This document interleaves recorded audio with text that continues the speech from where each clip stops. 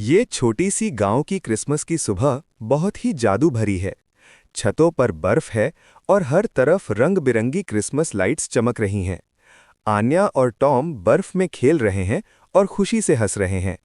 वो दोनों एक बर्फ से ढकी हुई राह पर चल रहे हैं जो उन्हें एक जादू भरे जंगल की तरफ ले जा रही है। पेड़ों पर चमकती हुई लाइट्स हैं और हल्की हल्की बर्फ गिर रही है। अचानक एक छोटी क्रिसमस एल्फ सामने आ जाती है। वो मुस्कुराती है और उन्हें एक चमकता हुआ सितारा और रंग बिरंगे गिफ्ट्स दिखाती है। हेलो बच्चों, क्या आप क्रिसमस का जादू सब तक फैलाना चाहते हो? वो कहती है। आन्या, टॉम और एल्फ मिलकर गांव के घर सजाते हैं और गिफ्ट्स सबको देते हैं। सब लोग खुशी से मुस्कुराते हैं। क्रिसमस का असली जादू हर तरफ महसूस होता है। मदद करने के बाद बच्चे और एल्फ बर्फ में स्नोबॉल फाइट करते हैं। गांव में हंसने की आवाज गूंज रही है और बर्फ उड़ रही है।